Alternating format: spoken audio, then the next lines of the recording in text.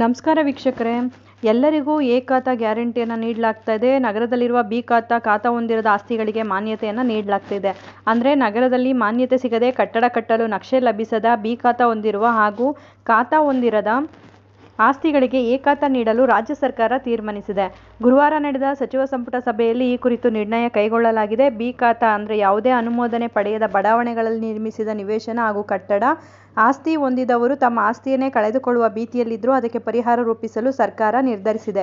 ಕಾನೂನು ಬಾಹಿರವಾಗಿ ಅನಿಯಂತ್ರಿತ ಕಟ್ಟಡ ನಿರ್ಮಾಣ ಮತ್ತು ಬಡಾವಣೆಗಳ ನಿರ್ಮಾಣದಲ್ಲಿ ಶಿಸ್ತು ತರಲು, ನಗರದ ನಾಗರಿಕರಿಗೆ ಆಗುತ್ತಿರುವ ತೊಂದರೆಯನ್ನು ನಿವಾರಿಸಲು ಬಿಬಿಎಂಪಿ ವ್ಯಾಪ್ತಿಯಲ್ಲಿರುವ ಎಲ್ಲ ನಿವೇಶನಗಳಿಗೆ ಕಾನೂನು ಉದ್ದೇಶಕ್ಕೆ ಅಧಿಕೃತ ಎ ಖಾತಾ ನೀಡಲು ಸಚಿವ ಸಂಪುಟ ನಿರ್ಧರಿಸಿದೆ. ಬಿಬಿಎಂಪಿ ವ್ಯಾಪ್ತಿಯಲ್ಲಿರುವ ಎಲ್ಲ ನಿವೇಶನಗಳು ಎ ಖಾತಾದ ಸಕಲ ಸೌಲಭ್ಯ ಪಡೆಯಲು ಅರ್ಹವಾಗಿದ್ದು, ಅದಕ್ಕೆ ಅಗತ್ಯವಾದ ಶುಲ್ಕ, ಅಭಿವೃದ್ಧಿ ಶುಲ್ಕವನ್ನು ಬಿಬಿಎಂಪಿಗೆ ಪಾವತಿಸಬೇಕು. ಶುಲ್ಕ ಪಾವತಿ ನಂತರ ಇ ಖಾತಾ ಸೇರಿದಂತೆ ಕಟ್ಟಡ ನಕ್ಷೆಯೂ ಲಭ್ಯವಾಗಲಿದೆ.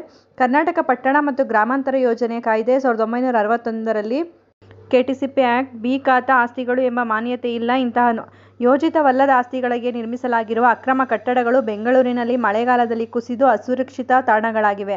ಆದ್ದರಿಂದ ಬಿ ಖಾತಾ ಆಸ್ತಿಗಳನ್ನು ಕೆಟಿಸಿಪಿ ಕಾಯ್ದೆಯ ನಿಯಂತ್ರಣಕ್ಕೆ ತರುವುದು ಅವಶ್ಯ.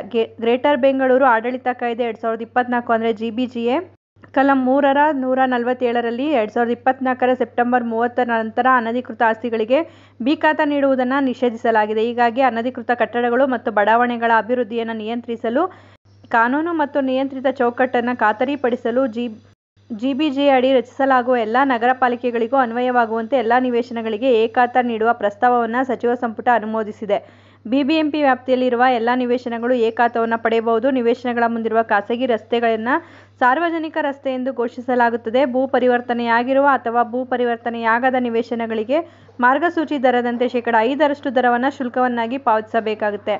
ಅಂದರೆ ಸಾಮಾನ್ಯವಾಗಿ 30-40 ನಿವೇಶನಗಳು ಅಂದರೆ ಬಿಬಿಎಂಪಿ ವ್ಯಾಪ್ತಿಯಲ್ಲಿ ಇರುವಂಥ ಪ್ರದೇಶಗಳ ಮಾರ್ಗಸೂಚಿ ದರ ಪ್ರತಿ ಚದರ ಅಡಿಗೆ 3,000 ಇದೆ ಅಂತ ಅಂದರೆ ಅಂದಾಜು 1,80,000 ಶುಲ್ಕವನ್ನು ಪಾವತಿಸಬೇಕಾಗುತ್ತೆ. ಇದರ ಜೊತೆಗೆ ಪ್ರತಿ ಚದರ ಮೀಟರ್ಗೆ 250ರಂತೆ 27,870 ಅಭಿವೃದ್ಧಿ ಶುಲ್ಕ ಕೂಡ ಇರುತ್ತೆ. ಅಂದರೆ ಅವರು ಸುಮಾರು ಆ ಒಂದು ಗೌರ್ಮೆಂಟ್ ವ್ಯಾಲ್ಯೂ ಏನಿರುತ್ತೆ ಅದರ ಮೇಲೆ 5ರಷ್ಟು ಶುಲ್ಕವನ್ನು ವಿಧಿಸೋದಾಗಿ ತಿಳಿಸ್ತಾ ಇದ್ದಾರೆ.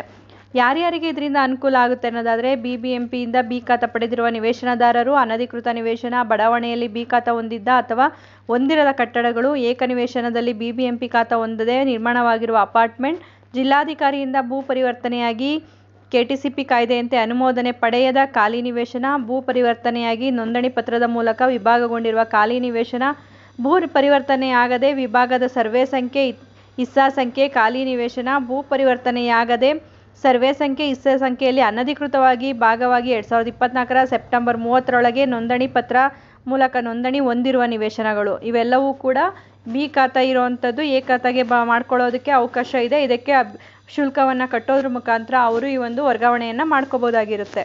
ಮಾಹಿತಿ ಉಪಯುಕ್ತ ಆಗಿದೆ ಅಂತ ಭಾವಿಸ್ತೀನಿ. ಮತ್ತಷ್ಟು ಮಾಹಿತಿಗಾಗಿ ನಮ್ಮ ಚಾನಲನ್ನು ಲೈಕ್ ಮಾಡಿ, ಶೇರ್ ಮಾಡಿ. ಹೊಸದಾಗಿ ನೋಡ್ತಾ ಇರೋರು ಸಬ್ಸ್ಕ್ರೈಬ್ ಮಾಡಿಕೊಂಡು ನೋಡಿ. ಕಾನೂನಿನ ಮಾಹಿತಿಗಳನ್ನು ನೀವು ತಿಳ್ಕೊಳ್ಳೋದಲ್ಲ, ಮತ್ತೊಬ್ಬರಿಗೂ ಕೂಡ ಇದನ್ನು ಹಂಚಿ. ಧನ್ಯವಾದಗಳು.